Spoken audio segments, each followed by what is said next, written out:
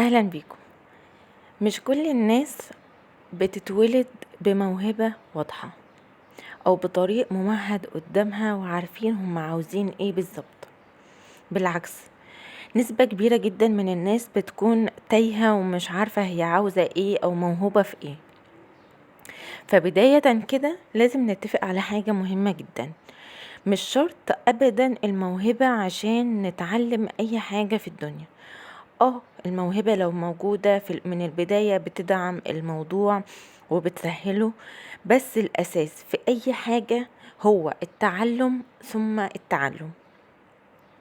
طيب إزاي نقدر نتعلم أي حاجة حابين نتعلمها؟ أولا، ابدأي تابعي الناس اللي شغالة في المجال، واسمعي وشوفي كتير. التغذية البصرية والسمعية مهمة جدا جدا لأنها بتعلمنا إشباع بتعمل لنا إشباع، وبالتالي لما بنيجي نطبق بنقدر نبدع ويبقى لينا لمسة خاصة بينا. اغمري نفسك في الحاجة اللي حابة تتعلميها، يعني تدخلي أي تطبيق انت مشتركة فيه تلاقي فيديوهات عن الموضوع ده، تلاقي ناس بتشتغل في الموضوع ده. حالة الغمر دي بتسهل علينا وقت التطبيق العملي. ونقطة مهمة جدا هو اننا مش اول ما نقرر نتعلم حاجة نجري وناخد فيها كورسات مدفوعة. لا، دوري كتير الاول عن المحتوى المجاني ليها، واي حاجة دلوقتي بقت موجودة سواء على اليوتيوب او غيره. تابعي المحتوى المجاني الموجود عشان بعد كده تقدري تقرري اذا كنتي محتاجة فعلا تاخدي كورس مدفوع ولا لا. ثانيا، تخصيص الوقت مهم جدا. تخصصي وقت في اليوم او حتى يومين في الاسبوع للمتابعة في المهارة الجديدة.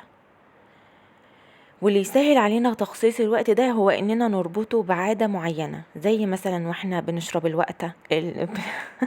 بنشرب القهوة، او وقت ما يكون ولادنا في التمرين. ولو فكرة اننا نعمل تايمر على الموبايل بيسهل علينا الانجاز نعمله، لكن لو الموضوع ده بيحسسنا بالتوتر خلاص بلاش نعمل تايمر وبس نخصص المهارة الجديدة دي بعادة من عادات يومنا. تالت حاجة معانا هي اننا نحدد هدفنا من التعلم. انا ليه بتعلم المهارة الجديدة دي؟ ايا كانت بقى، سواء كانت لغة، حرفة، لان ده بيخلينا ماشيين على خطى ثابتة وواضحة. يعني مثلا انا بتعلم الخياطة ليه؟ بتعلم الخياطة علشان اشتغل بيها ولا علشان اعمل لبسي لنفسي؟ بتعلم لغة ليه؟ علشان اشتغل بيها ولا علشان هدف شخصي؟ فالتحديد ده بيسهل علينا الموضوع كتير وما بيوترناش واحنا شغالين في المهارة الجديدة. رابعا، ودي من اهم الخطوات، هي اننا نبدأ. بس كده، نبدأ وبس. نبدأ مهما كانت الظروف، ما نستناش الوقت المناسب لانه عمره ما هيجي، ما نستناش المزاج الرايق، ما نستناش الشخص المناسب. ابدأي وبس. التطبيق العملي في اي مهارة مهم جدا. مش كفاية انك تتابعي وتملي راسك معلومات، لازم تبدأي بنفسك.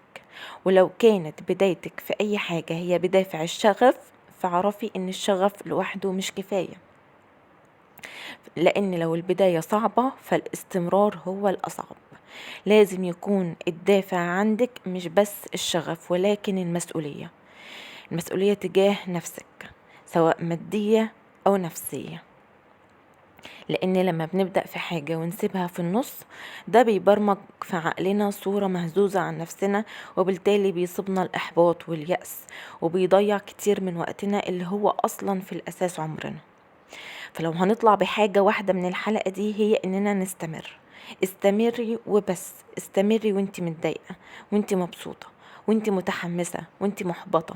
استمري في كل الأحوال. وده ياخدنا لنقطة مهمة جدا، وهي عدم الخوف من الفشل. محدش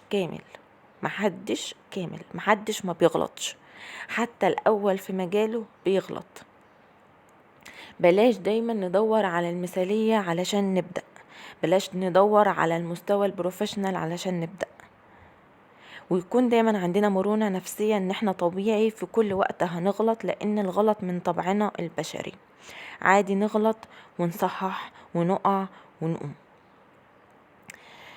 خامس خطوة او سادس مش فاكرة، وهي البيئة المحيطة.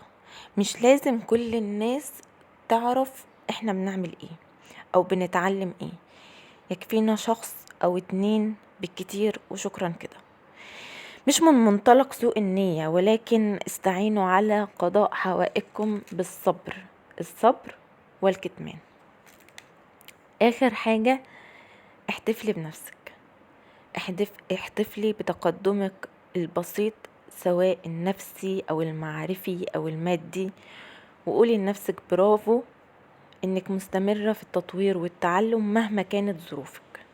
قولي برافو لنفسك انك بتستثمري وقتك في حاجة مفيدة، انك بتملي عقلك وقلبك بما ينفعه. وكمان قولي لنفسك برافو انك كملتي معايا الحلقة للآخر. وبس كده حلقتنا خلصت، اتمنى يا رب تكون مفيدة ليكم.